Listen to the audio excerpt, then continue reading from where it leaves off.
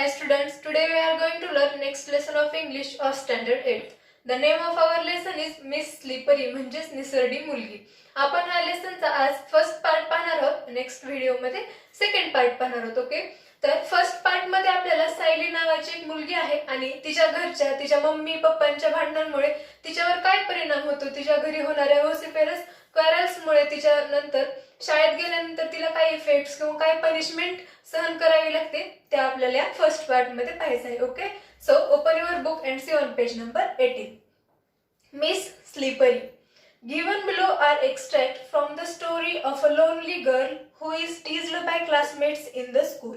म्हणजे आपल्याला ही जी स्टोरी मधला एक्स्ट्रॅक्ट उतारा जो आहे तो एका लोनली गर्ल म्हणजे एकटी राहणारी मुलगी तिच्याबद्दल दिलेला आहे, जे की तिच्या शाळेमधील जे तिचे क्लासमेट्स जे वर्ग मित्र मैत्रीण आहेत ते तिला चिडवत होते त्याबद्दलचा हा पार्ट आहे. Because she is upset and unnerved due to certain problems at home. कशामुळे? बिकॉज म्हणजे परंतु कशामुळे तर ती अपसेट असायची म्हणजे नेहमी उदास असायची आणि अननर्व्ड म्हणजे ती दुर्बल.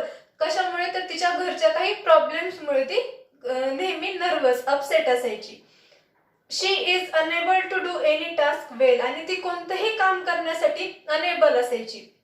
The story tells us what happens next. आणि यानंतरचं काय झालं ते आता आपल्याला स्टोरीमध्ये पाहायचं आहे. Okay, part 1. I got ready and went to school. म्हणजे मी तयार झाले आणि शाळेला गेले. In the first period our class teacher who taught us English. आणि शाळेमध्ये फर्स्ट पिरियड पहिल्या तासामध्ये क्लास टीचर जे की आम्हाला ज्यांनी आम्हाला इंग्लिश शिकवलं told us to take out our composition notebooks. आणि त्यांनी कंपोजिशन नोटबुक्स आणायला सांगितल्या. I took out mathematics notebook by mistake. आणि मी बाय मिस्टेक म्हणजे चुकून कंपोजिशन नोटबुकच्या ऐवजी मॅथमॅटिक्सची नोटबुक घेतली. I replaced it quickly. मी त्याला पटकन बदललं. बट द टीचर परहॅप्स म्हणजे मॅडमनी टीचरनी कदाचित had kept her gauge fixed on me. आणि परंतु गेज म्हणजे नजर किंवा दृष्टी, परंतु त्यांची जी नजर दृष्टी आहे ती कदाचित माझ्याकडेच होती. शी शाउटेड आणि ते ओरडल्या. Come here with your book Sayali. आणि तुझं जे बुक आहे ते घेऊन ये इकडे Sayali. I obeyed her but her angry looks made my legs tremble and when I reached her chair the notebook fell on her feet. मी त्यांच्याकडे गेले, मी त्यांना ओबे केलं, परंतु जेव्हा त्यांनी त्यांच्या अँग्री लुक मध्ये माझ्याकडे पाहिलं त्यावेळेस माझे जे लेग्स आहेत ते ट्रम्बल होऊ लागले म्हणजे ते थरथर कापू लागले. When I reached her chair आणि जेव्हा मी त्यांच्या खुर्चीपर्यंत पोहोचले the notebook fell on her feet. आणि तिच्या हातामधली जी नोटबुक होती ती टीचरच्या पायावरती पडली. Some girls laugh loudly. आणि काही मुली जोरजोरात हसल्या. The teacher thought that I had dropped the notebook on purpose. आणि टीचरला असं वाटलं की तिनं पर्पजफुली ती नोटबुक त्यांच्या पायावर म्हणजे मुद्दाम ती नोटबुक त्यांच्या पायावर तिनं पाडलेली आहे. She started at me with an all during look. आणि त्यांनी खूप रागामध्ये तिच्याकडे पाहिलं जाणीवपूर्वक. Go and stand near your seat. जा आणि तुझ्या जो सीट आहे तुझी जी जागा आहे तिथे जाऊन उभा. शी एल्ड आणि त्यांनी ओरडल्या. I kept standing punished for the whole period. आणि तिनं पूर्ण तास स्टँडिंग पनिशमेंट म्हणजे उभा राहून ती पनिशमेंट ती शिक्षा सहन केली. The next was history class and my favourite subject. आणि नंतरचा जो पिरियड होता तो सायलीचा फेवरेट म्हणजे आवडता पिरियड कोणता होता? हिस्ट्री सब्जेक्ट हा तिचा फेवरेट होता. The teacher had asked us to memorise the causes and effects of the battle of Panipat.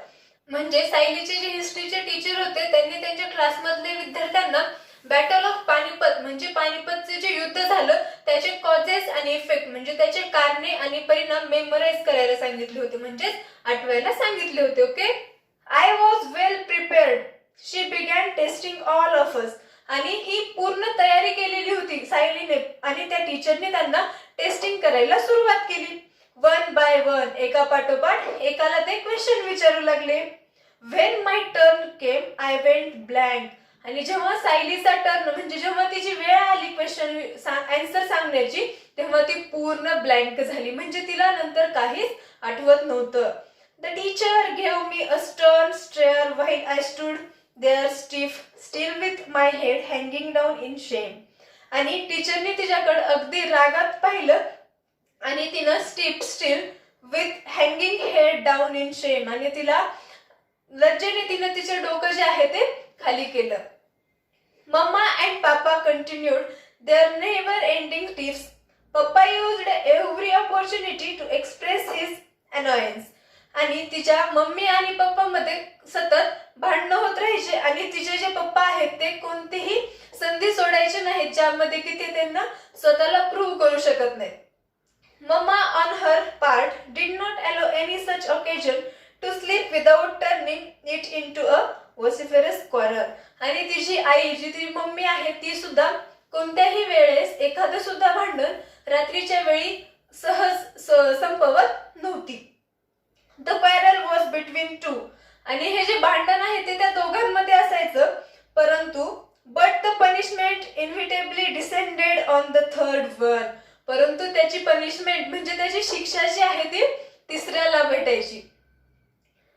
That is me at school. आणि ती सायलीला भेटायची कुठे गेल्यानंतर, तर शाळेत स्कूलमध्ये गेल्यानंतर. Wherever and whenever I heard raised voices. आणि जेव्हा कधी आणि जेव्हा कुठे तिनं खूप जोरात आवाज ऐकायची, I felt as if mamma and papa was quarrelling some. आणि तिला असं वाटायचं की तिच्या मम्मी आणि पप्पांमध्ये जोरदार असं भांडण चालू आहे. Sometimes even in the midst of silence mamma screams came piercing through my ears. आणि काही वेळा सर्व शांत असताना शांततेच्या दरम्यान तिच्या आईचा आवाज तिच्या कानांना छेदत होता. And whenever I heard Mama's high-pitched yells, my legs quivered. आणि जेव्हा ती तिच्या आईचा हाय पिच्ड एल्स म्हणजे तिच्या आईचं जोरात ओरडणं ती ऐकायची, तेव्हा तिचे जे पाय आहेत ते थरथरू लागायचे, ते थरथर कापायचे. वन डे, एक दिवस, I was coming down the school stairs. ती तिच्या शाळेच्या ज्या पायऱ्या आहेत त्यावरून ती खाली येत होती. Somebody from the top give a frantic scream. Frantic म्हणजे काय? इन एक्स्ट्रीम फिअर म्हणजे फिअरफुल, घाबरणार. Somebody from the top give a frantic scream म्हणजे वरून कोणीतरी तिला घाबरणाऱ्या दृष्टीमध्ये तिला धक्का दिला. I fell and came tumbling down about 7 step. आणि ती तिथून घसरत 7 पायऱ्या खाली आली. My elbow and knees were badly bruised. आणि तिच्या कोपऱ्याला आणि गुडघ्याला खूप लागलं होतं, खरचटलं होतं. My new frock was torn at the seam. आणि तिचा जो नवीन फ्रॉक होता तो सुद्धा शिवलेल्या ठिकाणी फाटलेला होता. When I reached home. जेव्हा ती घरी पोहोचली, मम्मा शाउटेड. आणि तिची जी मम्मी आहे ती ओरडली, I am sick of you. When will you stop making me pay through my nose for such extravagant losses. तू हे जे तुझे एक्स्ट्राव्हॅगंट लॉसेस आहेत म्हणजे एक्सपेन्सिव्ह जे हे खर्च आहेत तू केव्हा थांबवशील. Mother seized me by the arm, give me a good jerk and seated me on a bed. आणि तिच्या आईने नंतर तिला हाताला पकडून ओढत नेलं आणि तिला जागेवरती बसवलं, बेडवरती बसवलं. She fetched an antiseptic lotion and applied it to my elbow and knees. आणि तिच्या आईने तिच्या एल्बो आणि नीजवर अँटीसेप्टिक लोशन लावलं. But did not hug me. परंतु तिच्या मम्मीने, तिच्या आईने तिला मिठी मारली नाही किंवा तिला लागलंय असं काही विचारलं सुद्धा नाही, फक्त त्यावरती अँटीसेप्टिक लोशन लावलेलं आहे. Within me lingered the yearning that she would hold me and console me. Lingered म्हणजे काय? रिमेन्ड बिहाइंड म्हणजे रेंगाळले किंवा घुटमळले. द yearning म्हणजे लॉंगिंग ऑफ म्हणजे आज तिला काहीतरी ध्यास होता. That she would hold me and console me. Console म्हणजे काय? तर सांत्वन करणे किंवा कम्फर्ट देणे. तर तिच्या आईने तिला काहीही तसं केलं नाही. Even if she had given me just a sympathetic pat. Sympathetic pat म्हणजे काय? सहानुभूती. आणि पॅट म्हणजे थाप. तर तिच्या आईने तिला एक सिम्पॅथेटिक पॅट सुद्धा दिला नाही. My smarting limbs would have been soothed. Smarting म्हणजे हर्टिंग, दुखत असलेलं, तेव्हा तिला लागल्यामुळे तिला खूप त्रास होत होता. हॅव बीन सूथ म्हणजे बिकम लेस पेनफुल, तर तिच्या त्या सहानुभूतीची जी थाप तिने मला दिली असती तर हे दुखणारं जे नीला लागलेलं होतं ते तिला कमी झालं असतं किंवा लेस पेनफुल म्हणजे कमी त्रासदायक झालं असतं. My younger brother was close by, आणि तिचा जो छोटा भाऊ आहे तो सुद्धा जवळच होता. As mamma walked away to the kitchen, तिची मम्मी जी आहे ती किचन मध्ये गेली. ही came and Sat beside me, तो आला आणि तिच्या जवळ बसला. ही placed his little hands on my arm and whispered, आणि त्याने त्याचे जे छोटेसे हात आहेत ते तिच्या आर्म वरती ठेवले. Are you in great pain, आणि काय म्हणला, तुला खूप त्रास होत आहे का, तू खूप त्रासामध्ये आहेस का. I hugged him tight and start crying again, आणि तिने त्या भावाला घट्ट अशी मिठी मारली आणि रडायला सुरुवात केली. I used to walk quite cautiously, म्हणजे तिनं हळूवार सावधपणे चालायला सुरुवात केली. Yet I would often tremble. One day the class monitors announced, आणि तिने शांत, तिच्या लागलेली जी जखम होती तिला त्रास होत होता परंतु तरीही सावधपणे ती हळूवार चालत होती. परंतु एक दिवस तिची जी क्लासची मॉनिटर आहे तिनं अनाउन्समेंट केली, म्हणजे घोषणा केली. We will call her slippery. Others sleep on wet ground. Siley manages to sleep even on dry land. म्हणजे तिनं अशी अनाउन्समेंट केली की आपण आता सायलीला स्लीपरी म्हणायचं, म्हणजे घसरणारी, निसरडी मुलगी असं म्हणायचं.